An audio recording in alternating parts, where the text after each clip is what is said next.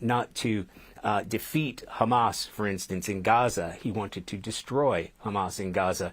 The Israeli military has been very successful in taking out high-ranking, in fact, the leader, Nasrallah, of Hezbollah itself. So I think he will want to declare some kind of victory in this. He will want to reassure his constituents in Israel that they will be safe, that this war is over, that they will no longer be threatened out of the north by Hezbollah, that its citizens can go back to their homes in villages up in the north, in northern Israel, along that Lebanese border, and there will be peace declared at least in that area. But I think he's going to come away wanting to show that he stood strong. He went after Hezbollah. These attacks started, Hezbollah started this fight on October 8th, same time as Hamas and the massacres in Israel.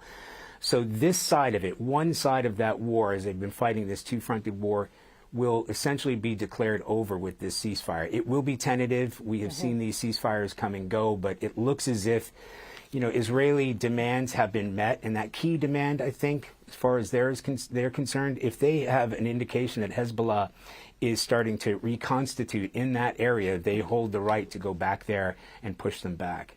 And going back to the other side of all this, Charlie, what would this ceasefire deal mean for the war in Gaza?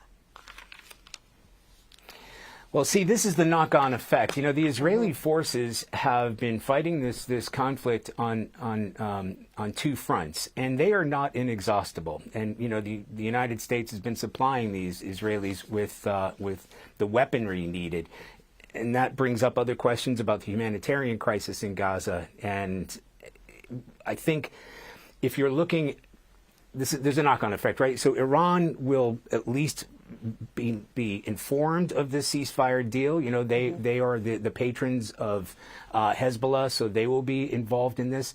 Now Israel can focus all of its attention on Gaza and ending that conflict. This can't continue to go on. The world knows it. We've seen this terrible humanitarian crisis, the tremendous loss of life in Gaza. So I think what this will do is to serve as an accelerant to say, okay, Hezbollah is now out of the way. Now we got to focus on Gaza and figuring out how to bring an end to the fighting there. That would be my hunch. All right, CBS News senior national security correspondent Charlie D'Agata, thanks so much for sticking with us, Charlie. All right, we want to get back to the Secretary of State, Antony Blinken. He had this to say during the final moments of the G7 summit in Italy. Take a listen. We also spent time discussing the opportunity and indeed the necessity to end conflicts in the Middle East and lay the foundation for a more durable peace, now that Israel has achieved its strategic goals in the wake of October 7th. In Gaza, we remain committed to bringing the hostages home and ending the humanitarian crisis that Gaza's children, women, and men are facing every single day. We agreed with Arab partners that we cannot end the conflict without a plan for the post-conflict, something that we're working on intensely as we speak. We also reiterated deep concern with Iran's nuclear activities and continued failure to cooperate fully with the IAEA. One other important area of focus over these last 2 days, and that's Sudan, the worst humanitarian crisis in the world. This horrific war has produced suffering for tens of millions of people, over 20 million, forced to flee atrocities, facing famine, facing violence. I had an opportunity yesterday to visit with the World Food Program and to get an up-to-date report on the situation on the ground and what they're facing in terms of trying to deliver assistance to people in need. Now, we've made some progress over the last few weeks, particularly in terms of humanitarian access. Today, the World Food Program announced that for the first time, pretty much since the conflict has kicked off, they're getting trucks to famine-isolated areas like Zamzam, an IDP camp. With partners, we've also made progress to expand life-saving access to emergency food and medicine in other places, including the opening of the Adre border crossing and the establishment of humanitarian flights. I had a very good meeting with partners from Saudi Arabia, the United Arab Emirates, and Egypt on the next steps that we all will endorse and need to take. The G7 and its partners, like these countries, are committed to expanding humanitarian access in Sudan and, at the same time, working toward ending the conflict and the suffering of the Sudanese people. We also addressed efforts to mitigate other conflicts and other humanitarian challenges around the world. We agreed on the need to continue increasing support for the multilateral security support mission in Haiti for the contingent that's there, as well as for the Haitian National Police, and on the importance of turning this mission into a formal peacekeeping operation. We also work to ensure effective follow-on peacekeeping forces in Somalia. Many other things were on the agenda. I just wanted to focus on those. And to conclude by saying that, from my perspective, these last 2 days, and in fact these last 4 years, are a reminder that we can navigate an increasingly complex world much more effectively when we're doing it together, when we're working with partners, with allies. The G7 has set us up for success on issues that matter to the citizens of each of our countries and that matter to people around the world. Our greatest strategic asset, our most significant force multiplier, individually and collectively, is our ability to come together and work in common cause. And from my perspective, that's never been more important. It remains essential that we keep working together to get results, to deliver for the people that we have the honor and privilege of representing. Thank you. And with that, happy to take some questions. First question will go to Shannon Kingston from ABC. Thank you, Mr. Secretary. As you said, a 60-day ceasefire deal in Lebanon appears imminent, but in 60 days you won't be in office anymore. Do you plan to work with the incoming Trump administration to ensure that this truce can really turn into a lasting peace? And the White House has said that this deal can lead to a ceasefire in Gaza, but for almost a year it seems that nothing has moved the needle with Hamas. So what makes you think that this will convince the group to turn over the hostages it's holding? First, yes, we're absolutely committed to working with the incoming administration on this issue and everything that we're dealing with. I had a good conversation with my successor to be, Senator Rubio, the other day. I look forward to meeting with him and to going over in detail exactly where we are and where we hope we can go, or if we haven't been able to complete the work, the next administration can go.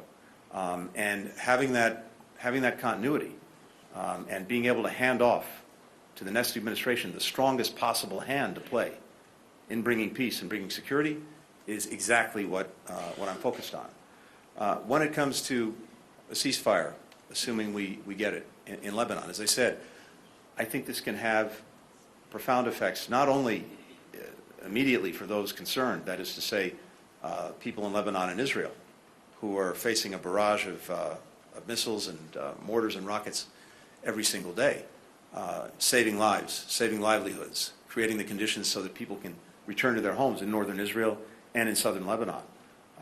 70 to 80,000 people displaced in northern Israel, an equal or even greater number displaced in southern Lebanon. But yes, in terms of Gaza itself, I also think this can have a significant impact. Why is that? Because one of the things that Hamas has sought from day one is to get others in on the fight, to create multiple fronts, to make sure that Israel was having to fight in a whole series of different places. And as long as it's thought that that was possible, that's one of the reasons it's held back from doing what's necessary to end the conflict. Now, if it sees that the cavalry is not on the way, that may incentivize it to do what it needs to do to end this conflict. Now, we have two things that are essential. One is getting the hostages back, including the 7 Americans.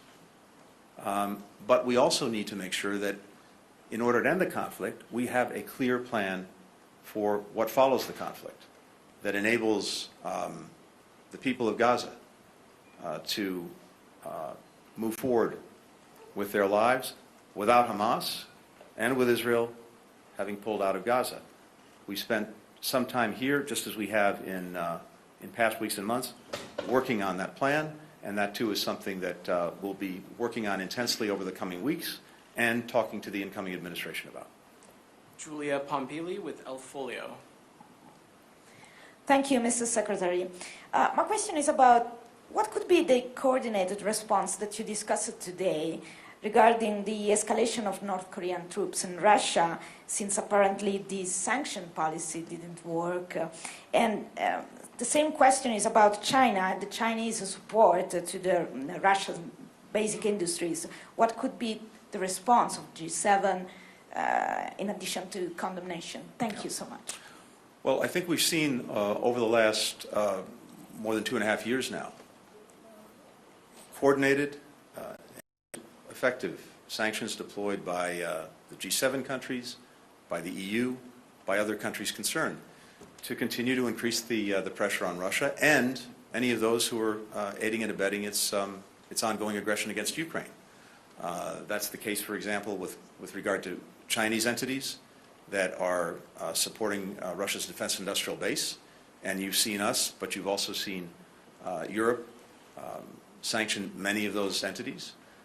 With regard to North Korea, we've been working together for some time to increase the pressure on North Korea, including through sanctions. But I think what's essential here is this. China has an important role to play in using its influence with the DPRK, North Korea, as well as with Russia, to cease these activities. And in the absence of that, I think one of the things you're going to see is countries in the Indo-Pacific region, and particularly on the Korean Peninsula, including the United States, including South Korea, including Japan, taking further steps to strengthen our own deterrence and defense capacities. And why is that? Because, as I mentioned before, we're deeply concerned about this two-way street. Not only what North Korea is doing for Russia in its aggression against Ukraine, but what Russia is and may do for North Korea in terms of its missile capacity, its nuclear capacity, all of which increases insecurity and instability on the Korean Peninsula, and will cause us to take further steps, building on what we've already done, to strengthen our deterrence and to strengthen our defense. And these are undoubtedly steps that, while not directed at China, China will not like.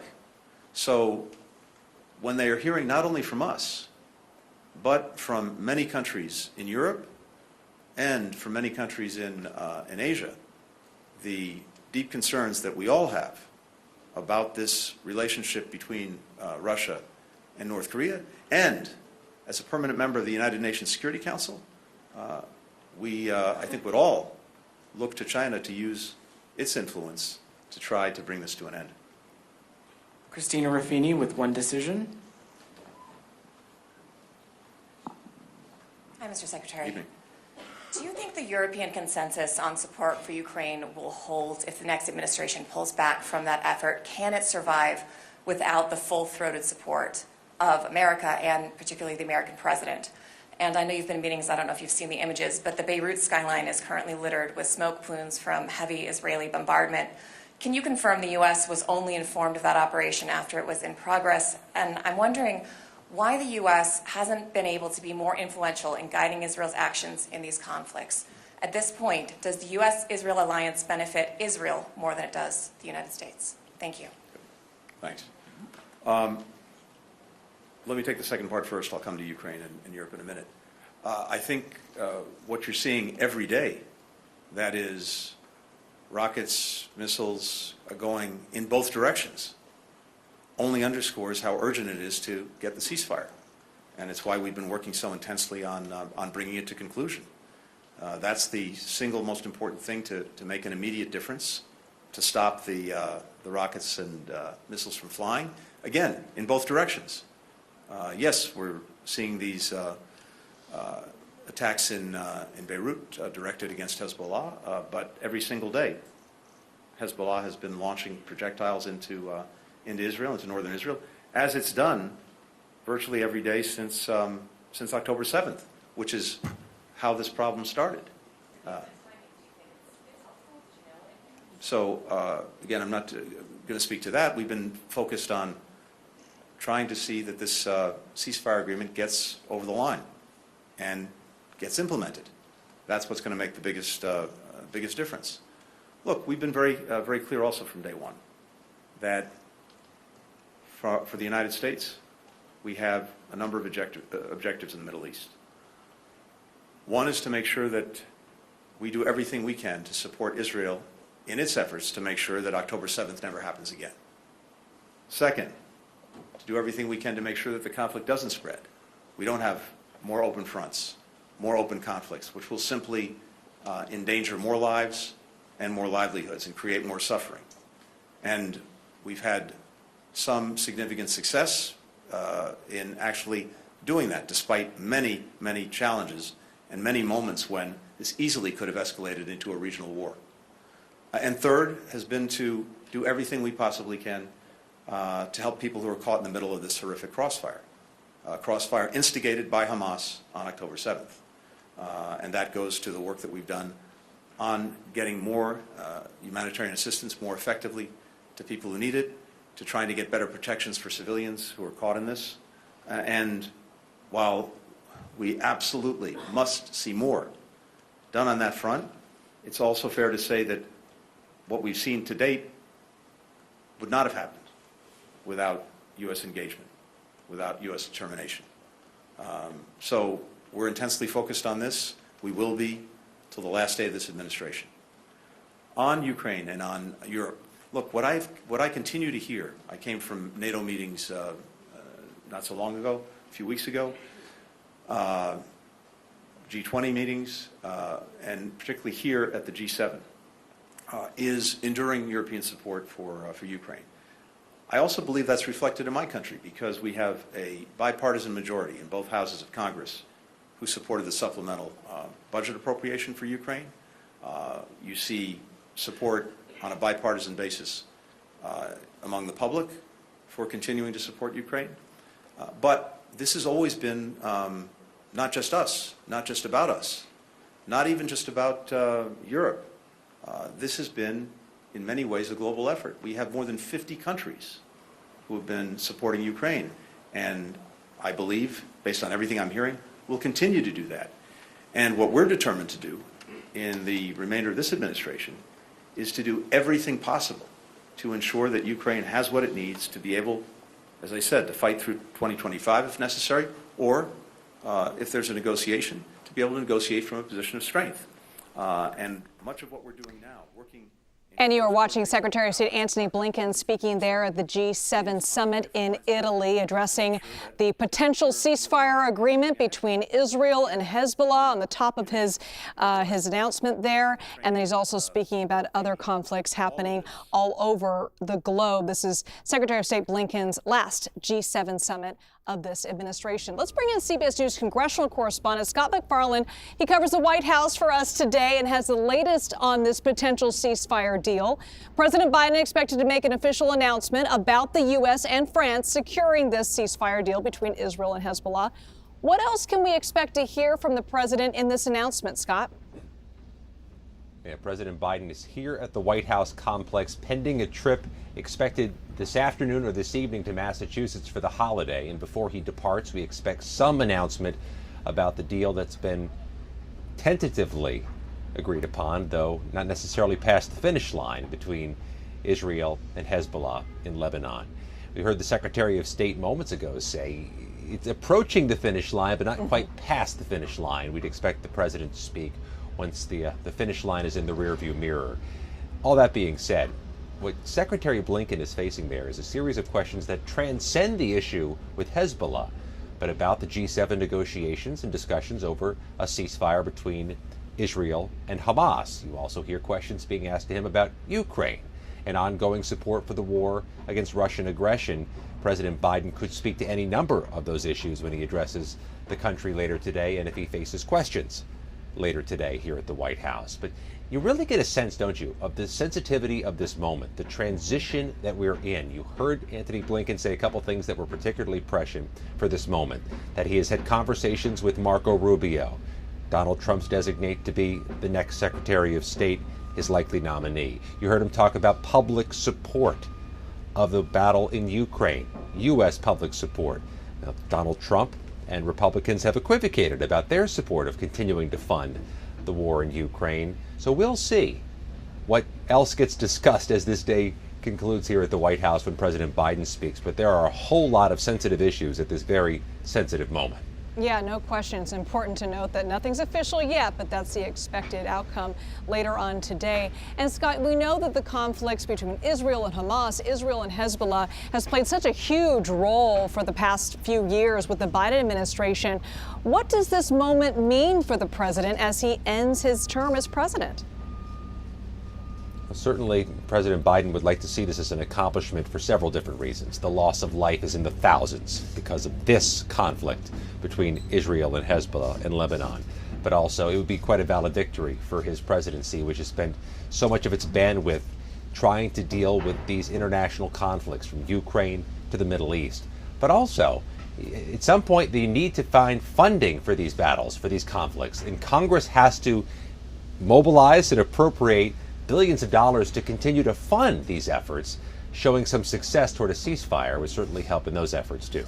I'm curious what you're hearing about the incoming Trump administration in regards to the conflicts in Israel and the ceasefire deal and what impact he could have on the future of that region. Yeah, he campaigned on some bold promises that he could try to find an end to the road to these battles before he even takes office, that he could make phone calls or negotiate before Inauguration Day to bring these things closer to a finish line. That's a promise made at the campaign level, not something you've heard during the transition, and ultimately this is going to have to be something he navigates as soon as he takes the oath on Inauguration Day with the support of a Republican Congress that will have to fund whatever efforts Donald Trump tries to execute. This is a puzzle they're going to have to put together in short order. And with this expected ceasefire deal, are you hearing anything how it's going to potentially impact the negotiations for a ceasefire between Israel and Hamas? I think what's noteworthy in particular is the time frame here. This is a 2-month transition after the ceasefire is ordered, that some troops have to move out of place and new troops have to move in place. That timeline affords the outgoing Biden administration some bandwidth, doesn't it? Some runway to do negotiations on the other front, the front in Gaza with Hamas. And I think this may be a negotiating benefit, may not be, but the time frame is the most distinctive part of what we're getting in this early readout, that it's going to take time to execute, even though the ceasefire would take effect seemingly instantly upon its conclusion. Right. The fighting would stop, but the withdrawal is going to take a little bit of time. Scott McFarland from the White House. Thanks so much, Scott. And we'll be right back.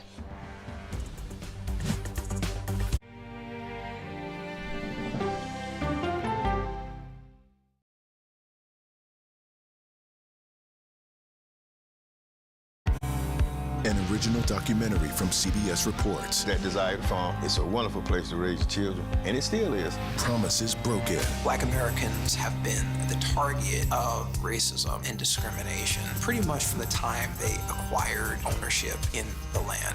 Costing black farmers hundreds of billions in generational wealth. They did everything to make sure we were run off that land. But communities are uniting to continue the fight. Collective ownership is powerful. To keep their land and their dreams alive. To watch my children play on land that we own means everything. So land is power. Most definitely. 40 Acres and a Mule, now streaming on the free CBS News app. Go to the ends of the earth. Reach for the stars. Yeah, I just took off. That kind of thing. Oh, that's pretty good. Because there's always something new under the sun on CBS Sunday morning. Can see clearly now. Clearly, CBS Mornings. Weekdays on CBS. Yeah! Tony, coming? No, I'm going to stick around for an hour. Hey! CBS Mornings Plus with Adriana Diaz and Tony DeCopel, right after CBS Mornings. It's just like mornings. Plus fun. Oh, yeah, it's gonna be a bright, sunshiny day. These 7 miles of tunnels were the secret storage site for fuel for the Navy's Pacific Fleet in planes. So this is one of the tanks. Oh my gosh. What happened 20 stories below ground is a story for 60 Minutes. This thing that was a lifeline for the fleet is a threat. That's right.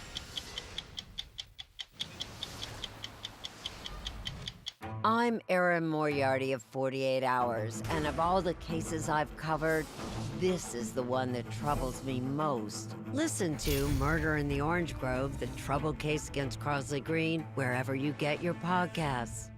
An original documentary from CBS reports. AI is among the most world-changing technologies ever. Curing diseases, scientific breakthroughs, making lives better. They can help us with medical discoveries, scientific discoveries, doing better agriculture, having cures for things like Alzheimer's. It's also going to really transform the way we work.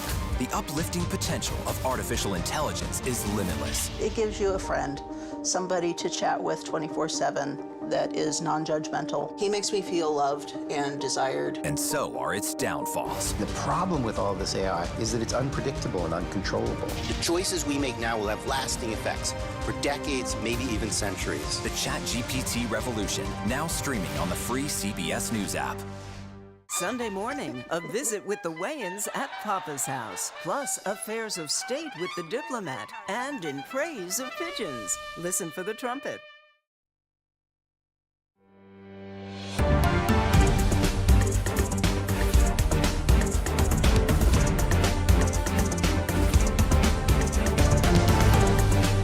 Welcome back to CBS News 24/7. I'm Elizabeth Cook. We begin this hour with breaking news out of the Middle East. President Biden set to announce that the U.S. and France secured a ceasefire deal in Lebanon. Now, this is according to a U.S. official. Now, this would effectively end the fighting between Israel and the militant group Hezbollah in Lebanon immediately. Israel has 60 days to withdraw their troops from Lebanon, and President Joe Biden is expected to speak more on that in just a matter of a few hours. Secretary of State Antony Blinken talked about the news after a G7 meeting just moments ago. Take a listen. We're in the final stages of securing a ceasefire agreement for Lebanon. We're not there yet, but I believe we are in the final stages. This has been an intensive diplomatic effort by the United States, partners like France, working with Israel, working with Lebanon over many months. And if we get to the conclusion that I hope we reach very soon, it will make a big difference. It will make a big difference in saving lives and livelihoods in Lebanon and in Israel. It will make a big difference in creating the conditions that will allow people to return to their homes safely in northern Israel and in southern Lebanon. And I also believe that by de-escalating tensions in the region, it can also help us to end the conflict in Gaza.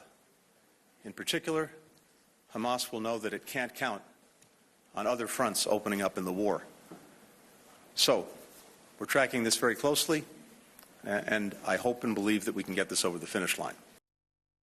Secretary of State Antony Blinken there speaking at the G7 summit in Italy, talking about how ceasefire negotiations between Israel and Hezbollah are in their final stages. Prime Minister of Israel Benjamin Netanyahu is expected to speak within the hour. When that happens, we'll bring it to you live right here on CBS News 24/7. Meanwhile, millions of people are heading out ahead of the Thanksgiving holiday. Airports across the country bracing for a jam-packed week. The TSA expects a record number of people to fly today through Monday. Here's a look at those long lines in Raleigh, North Carolina, Pittsburgh, and San Francisco. CBS News senior transportation correspondent Chris Van Cleve is live at New York's LaGuardia Airport. Welcome, Chris. Thanks for being here. Today's a big day for airports. We know that. Anticipating some delays or even, unfortunately, a few cancellations. What can flyers do to make it easier for themselves to adjust their travel if they have to? Well, and, I think the headline here is just a few cancellations. What we've seen since Friday, when the airlines expected travel volumes to really start to rise, was there's been weather that has resulted in some delays. There have been some ATC staffing issues in the New York area. That's resulted in delays. But we've seen very few cancellations, which means there aren't a lot of people that are going to need to readjust their travel plans. And the airlines feel pretty good about the way the weather is lining up, that it's not going to be something that really disrupts or stops their ability to operate somewhere. So hopefully the cancellations stay pretty low, and that's a reasonable amount of rebookings and things for the airlines to work on. So that's actually very good. When you've got this many people flying, you're at historically low levels of cancellation. So hopefully there aren't too many people showing up to the airport and having to try to figure out another option on the fly here. Obviously, allotting yourself